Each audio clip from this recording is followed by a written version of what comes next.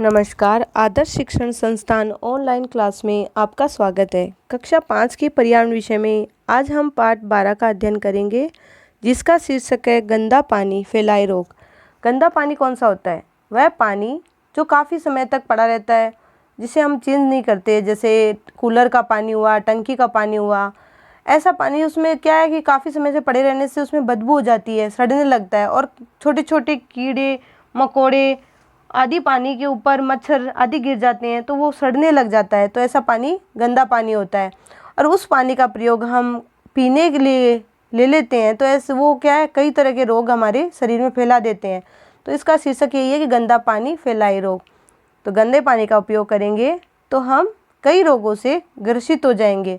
तो इस पाठ में हरिमोहन, राधे आदि के बारे में बताया कि वो जो कि पानी के अंदर ही भेड़ें चराते हैं और भैंसें चराते हैं और उसी पानी का उपयोग पीने के लिए लेते हैं। तो यही सब इसमें बताया गया है। तो हरिमोहन अपनी गांव में अपनी भेड़ें चराया करता था। तालाब वह अपनी भेड़ों को पानी पिलाने ले जाता था, यानी वह अपनी भेड़ों को तालाब में पानी पिलाने ले जाता था। उसी तालाब का पानी वह पीने के लिए लेता था। तालाब के पानी का गांव के लोग खाना बनाने, नहाने, पशुओं को पिलाने आदि उपयोग में लेते थे। यानी उसी पानी का उपयोग जिसमें हरिमोहन अपनी भेड़ें चराता करता था और उसी पानी को भेड़ों को पिलाने में लेता था और गांव के लोग उस पानी का उपयोग खाने बनाने, नहाने, पशुओं के पिलाने में लेते थे। अब वह गांव का राधे अपनी भैंसों को नहलाने वह पानी पिलाने भी उसी तालाब पर ले जाता था। यानी उसी गांव में जो राधे था वह अपनी भैंसों को जो नहलाने के लिए भी उसी पानी का उपयोग ले लेता था और भैंसें क्या उसमें नहाती और उसी पानी को पीती थी। तो गर्मी के दिनों में तालाब का पानी सूखने लग जाता और कीचड़ बन जाता। यानी गर्मी का जो समय होता है तो तेज सूर्य की रोशनी पड़ने से या किरणें पड़ने से वह पानी सूख जाता था और वह कीचड़ बन जाता था। इस बचे हुए थोड़े पानी में जो गांव के लोग हैं वो भी पानी पीने के लिए ले लेते थे। इस कारण उस गांव के लोग अधिकतर बीमार रहते थे।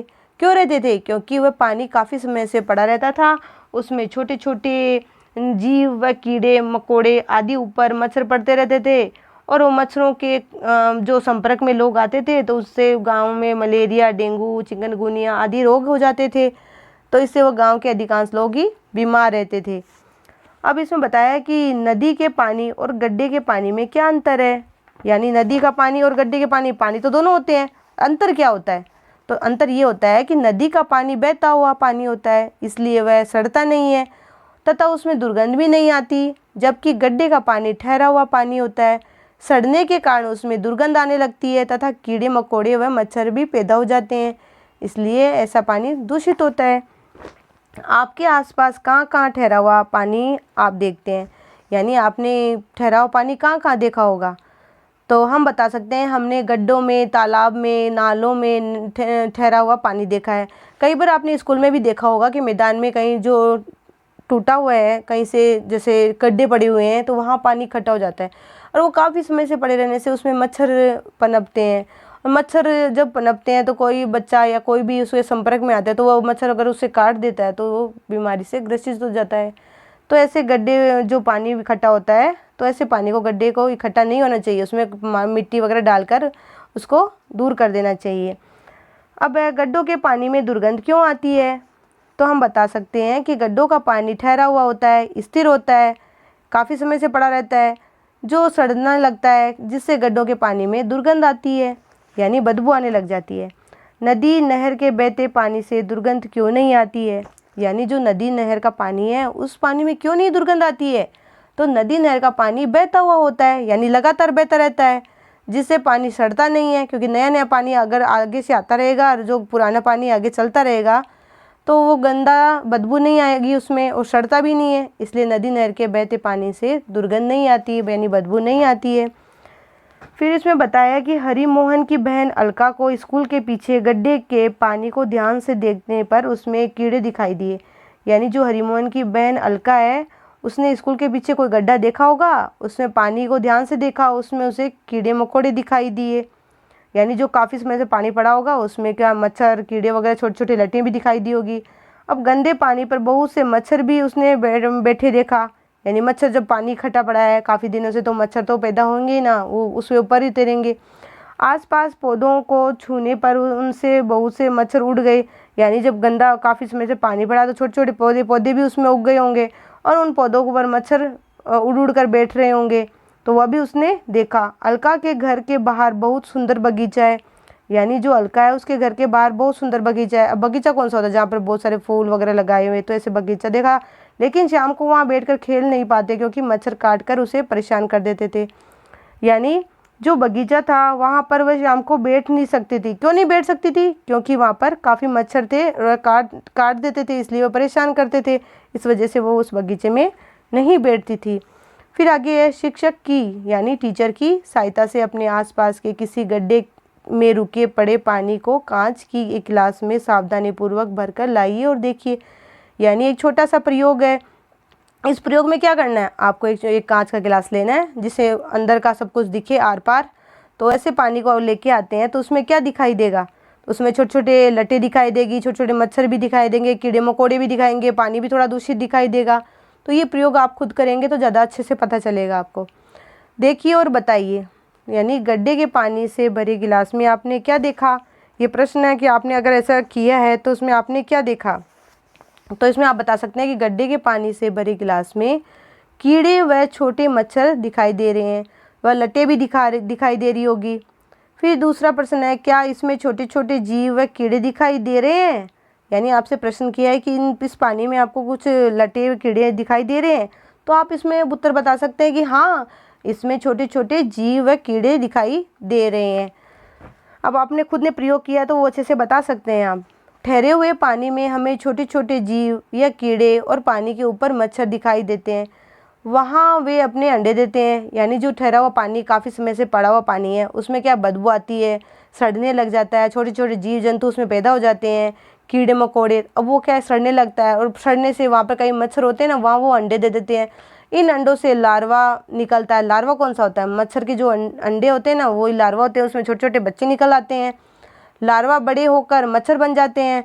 जैसे छोटे बच्चे होते हैं, बच्चे वो थोड़ा बड़ा होके अगर बालक है तो वो आदमी बन जाता है, और जो बालिका होती है वो आगे जाके औरत बन जाती है। वैसे ही मच्छरों का जो लार्वा होता है वो जो फिर आगे मच्छर के बच्चे होते हैं वो आगे जाके बड़े मच्छर बन जाते हैं। तो ये इसमें बताया गया है। आगे राधे का भाई मोहित शाम को बगीचे में खेलता रहता है। यानी जो राधे का भाई है वो मोहित रोज़ शाम को बगीचे में खेलता रहता है। वहाँ मच्छर बहुत है, यानी जहाँ पे खेल रहा है वहाँ पे मच्छर बहुत सारी संख्या में है। कल रात को उसे बहुत तेज़ ठंड लग गई, बाद में तेज़ बुखार भी आ गया, एक बार तो उसे उल्टी भी हुई। यानी जो मच्छर के काटने से उसे तेज़ ठंड लगी और तेज़ बुखार भी आ गया, एक बार तो उल्टी भी हो गई। यानी ये सब मलेरिया के लक्षण दिखाई दिए। और फिर खूब पसीना आया और शरीर का तापमान भी कम हो गया। उसके पिताजी उसे अस्पताल ले गए जहाँ खून की जांच की गई। अब क्या आगे हम जब अस्पताल जाते हैं तो वहाँ पर डॉक्टर हमारी खून जांच, पेशाब जांच, ऐसी तरह की कई तरह की जांचें करता है। उससे उसमें पता चलता है कि कौन से रोग से ग्रसित है। तो उस तरह की जांचें भी उसकी की गई। और उसे हुआ क्या था, वह बगीचे में खेला था, बगीचे में काफ़ी संख्या में मच्छर थे और मच्छरों ने उसे काट दिया। काटने से क्या हुआ, उसे मलेरिया हो गया था। तो हम बता सकते हैं कि मलेरिया कैसे होता है कि मादा एनाफिलीज के काटने से मलेरिया हुआ। वही मोहित है उसको हो गया था क्योंकि वह बगीचे में खेल रहा था, बगीचे में काफ़ी संख्या में मच्छर थे और उसको काटने से उसे तेज़ ठंड लगी और उसे बुखार आ गया, तो इस वजह से उसे मलेरिया हो गया। अब नीचे बताया गया है, सोचिए और बताइए। यानी क्वेश्चन आंसर है, मोहित को मलेरिया रोग क्यों हुआ। तो इसमें आप बता सकते हैं कि मादा एनाफिलीज मच्छर के काटने से मलेरिया हो गया।